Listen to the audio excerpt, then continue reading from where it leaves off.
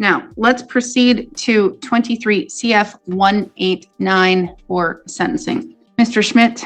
I'm going to be asking for some jail time on this. And the reason... the dreaded history check. This is where prosecutors love to dig up everything, even the skeletons that barely made it into the closet. Notice how he's setting the stage, not just about this case, but a whole pattern of past behavior. And why has to do with his history. If you look at CCAP, Mr. Stewart looks like he doesn't have much history. If you look at CCAP, you see a single forfeiture ticket in Grantsburg for DC. You see Minnesota, some weird misdemeanors for traffic violations regarding equipment violations in a 2008 DUI, and that's it. When I look at it in Protect, though, I see there have been a lot of charges filed against Mr. Stewart over the year, and I wondered why none of those show up on CCAP. And the reason why is 2019, Mr. Stewart, domestic DC, did a DJOC there, completed it. That's why it's not in CCAP, got dismissed. Did a DPA on another domestic DC in 2017, completed that, got dismissed. Ordinance on a DC in 2014, another ordinance on a DC in 2014, ordinance on a domestic DC 2011. 2005, felony child abuse, DPA completed, dismissed. So there is a trend that goes back 20 years, at least, to disorderly behavior. 20 years of domestic-related behavior. That's not just a red flag, that's a red banner parade. The prosecutor is basically saying this isn't a one-off. This is who he is. And judges eat this kind of history up when deciding sentences. Your domestic-related behavior. That's gone unabated. It also shows that when he's completed numerous DPAs and DGOCs, meaning he's done the conditions without getting in trouble on those. This would be the first one I believe he hasn't.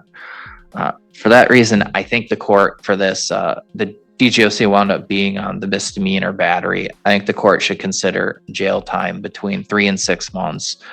I think 9 months would be too much because I don't know how much jail he's done in his life. It can't be a lot. I can't imagine he's done more than 10 days jail at a time. So ratcheting up to 9 months wouldn't make sense given his lack of actual criminal history. But I think because I don't see what probation would do in this case, we're supposed to first consider probation. I don't know what need they would actually address because he's fulfilled the programming requirement of the DJOC. I think that we're really about punishment and we're really about deterring the behavior. I'm hopeful that getting jail for the first time for... This is the pivot moment, deterrence. Judges don't just punish for the past. They punish hoping to shape the future. The question is, will a few months in jail actually change him? Or is this just a legal slap on the wrist? This sort of conduct ever might deter his behavior better because he's been charged with it and gotten ordinance or DPAs and DJOCs constantly for this sort of behavior. Thank you. So I guess I missed. How much did you ask for? I asked for between 3 and 6 months, Joe. 3 to 6 months. All right. Mr. Davis. Thank you very much, Your Honor. So, Your Honor, while that may be true that he have had deferred cases in the past and successfully completed them, that resulted in no conviction. And so you have to look at the convictions, not stuff that was where he did not get convictions or receive convictions, whether it be an ordinance or deferred. Now, Judge, this is a lot different from those other cases, and I'm going to be quite poignant on this. We were prepared to go to trial on this, and the issue, first of all, I'll say that this is classic defense mob agree. It's serious, then immediately soften it. It's like saying, yes, Your Honor, the house is on fire. But it's really just a small flame if you think about it. It's a serious offense. I think it's a lazy argument to say it's a misdemeanor or it's a low-level felony. Let's just get that out of the way. This is a conviction. This does not bode well on his record. My client is employed full-time, and he will not get business if people start doing searches on him and seeing misdemeanor convictions. That doesn't help him. Or if he wants to switch and go to a company or a different company, this obviously isn't going to be a badge of honor. But this specific situation, so he was building a house, and he has his daughter. It's a separated family. They're divorced. So there's the child, the ex, and he, and they have shared placement time. And she comes over, and every time she's at that teenage age where she'd have chores, she wouldn't do them. She wouldn't do her homework. She wouldn't help with the chores. She wanted a new house, and he did everything to build this new house on what I call a creek, not a river, but a beautiful home that he wanted to build for he and his daughter. And they were working. And he kept telling her, will you start helping? Will you start helping clean up the lumber? And he did take a piece of lumber, Your Honor, and he did not intentionally throw it at her, but he threw it in her direction, and the board. That line right there, he didn't mean to throw it at her. Intent versus impact. In criminal law, it's not just about what you meant, it's about what actually happened. Judges rarely excuse dangerous conduct just because you say it was an accident. Hit her. And he was frustrated parent. He wasn't trying to hit her or smack her or take a board and hit anybody. He's like, come on, you just help, start working, start helping with the chores, help me around here. Not just don't come over and sit on your phone or your iPad or whatever it is. Now, yes, he could have tried something different, maybe grounded her or time out, but he threw a board, but he did not try to take that board and throw it at her and hit her with it. In any event, he understood that that's not how to handle that situation. He entered into the deferred judgment of conviction, and he did have some requirements to do an anger management assessment and follow through, which he did do, Your Honor. And then I believe he also had another assessment with, I think, parenting and child parenting, and I believe he completed that. What's really tough right now is that he hasn't had much contact with her and hasn't even had so much as seen her in months, didn't see her for the holidays. And now I believe she's moved from Grantsburg School, Your Honor, where she's always gone, and now she's moved to Pine City School. Her grades are abhorrent. Her grades were not doing well in Grantsburg, but I believe they're even worse now. And so I know that children, they like to make decisions. And I know that if you're under 18, you're a minor, you're a child. And it's a lot easier, Judge, I know you've seen this, to be with a parent that gives you the freedom, the video games, that can do whatever you want, and all these things. And yeah, that's nice. And sometimes the parents migrate towards that. And sometimes the parent that has homework time, we sit down for dinner together. You need to help me with some of these projects around the house, and you have chores. Yeah, that's not the fun parent. I know that. I had two parents like that, and there's always a chores, or there's always something. And when I'd see my friends playing or skateboarding or swimming, and I'd have to do these things, yeah, I thought I had the worst parents in the world. But looking back, I didn't. I had parents that cared enough to want to see me have some structure and succeed. What I'm getting at is he's got this criminal conviction for misdemeanor battery, and his daughter was involved in this. And again, he took a piece of lumber and he was upset with her, but I just want you to know, Judge, he did not throw that to hit her with it. He was, get going, get your butt moving here, help me out. So, Your Honor, he does work. He makes all his child support payments. He does whatever he can to support his daughter. Strike that. I don't know if there are, I'm going to strike that, the child support payments. I don't know enough about. I know that. And I saw him say, no, he doesn't. Well, and I don't know, I don't do family law anymore, and I'm certainly not representing him in this family law case. And I think there's something going right now currently with that. But so I'm not representing him on that. But I do know that when it comes to any extracurricular, or if there's clothing or whatever it needs, she's not denied any of that. And quite frankly, he's going through, I think, hell right now because he can't talk to her.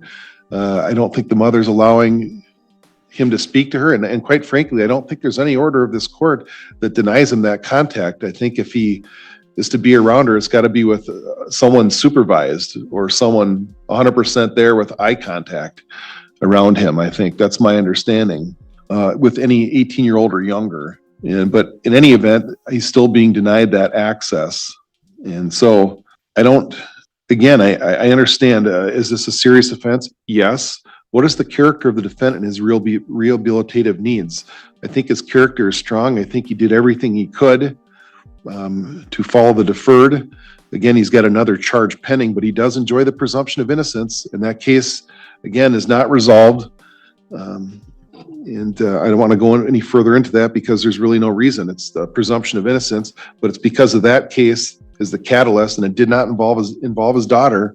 It's because of that case we're here for this. And it had not been for that, I know he would have successfully completed this agreement. So what's the need to protect the public? Well, now he's not around his daughter. And it's basically just him and working, but he's not an alcoholic. He's not a drug user. He's a hardworking man, pays his taxes and supports anything he can with regard to his daughter's success. And so, Your Honor, the only thing that I can think of is I know anger management. I understand what it is. I understand what the assessment is, but sometimes I think the domestic violence assessment, which is much different, and usually that entails fall through. It also entails that the therapist needs to see the criminal complaint and as much documents as they can see. And I think sometimes that assessment may be something that may be more forthcoming or can see if there is any issues there, because it was his daughter.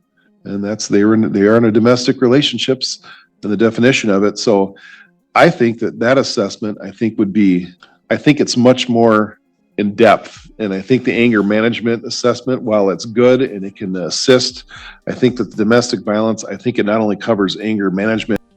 Interesting twist, he's arguing for therapy over time served. Judges like rehabilitation talk, but here's the catch. With 2 decades of issues, will the court still buy the give him one more program pitch? I think it covers a whole litany of things with regard to being a father and how you act. And yes, if you get frustrated also, I think you get frustrated, you don't throw lumber although I've had many times growing up where maybe my father wasn't right, but I certainly had things like that happen as well, where he was. And that wasn't right, Mr. Davis. No. That was abuse. No, I love my father, and it made me a very successful person. He never hit me, but he would say, get going, pick it up. He never hit or hit me with any lumber or anything, but he was very hard on me. And I know my father never abused me, and he's a wonderful, wonderful father. But what I'm getting at is he was hard on me, and I think that created a lot of my success. And so I thank him for that. Now, again, this situation, had it been handled differently, maybe he pulled his daughter aside, but I think where his head's at, I really want the court to know this, his head was not to be mean to her, not to hurt her, but he wants her to be successful and have some structure. And again, I don't know anything about the mom. I don't know, but all I know is I don't think there's the same structure there as it is when it's at dad's house. And so he's the mean parent or the bad parent because of that. In any event, Your Honor, I'm asking the court to consider probation. And this is a heavy duty. My client and I discussed this, but I think it should be probation with an imposed and stayed for the whole time. And he completed domestic violence assessment and he follow through. And that way the ball's in his court. So if anything should happen for the term of probation, then he doesn't, not 3 months, not 4 months, but the whole entire deal. I'd ask the court to consider, because he is full-time employed, that he would be allowed Huber, but I think that's a heavy hit. Put it on him, put the anvil on him, and that's an imposed and stayed for the entire time. Thank you very much. Thank you. Ms. Bauer, do we have any victim impact statements? I have nothing in the file, so I don't know if anyone's going to make a statement. No, Your Honor. I received nothing in terms of that. Is this the victim in the courtroom? No, Your Honor. No, this involves a different matter? Yeah. All right, okay. Okay. Mr. Stewart, I am now going to turn this over to you. This is going to be your opportunity for you to provide me with any statement that you wish to provide me with. And let me know anything that you wish to let me know as it relates to this matter and any other matter or any other thing that you want me to know and understand.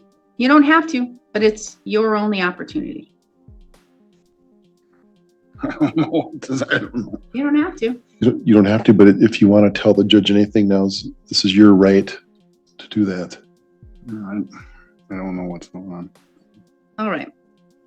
Mr. Davis, I fully understand where you're going with, where you were coming from with your argument. And I fully get, and when you were telling your story of how you grew up, Mr. Davis, I get it and I understand. I too had very strict parents. I too had a father that was very strict. I too had a father that was very much like Mr. Stewart, not like your father, Mr. Davis. Not like if I am going to guess 100%, Mr. Davis, your father did not throw a board at you. No, I don't know if your father was angry and your father threw things when he was angry, but it's not okay. It is not okay in any way, shape, or form. No way, shape, or form. That is abuse. Even if you had zero intent to hit your daughter, that is abuse. It is abuse. It causes emotional trauma within your child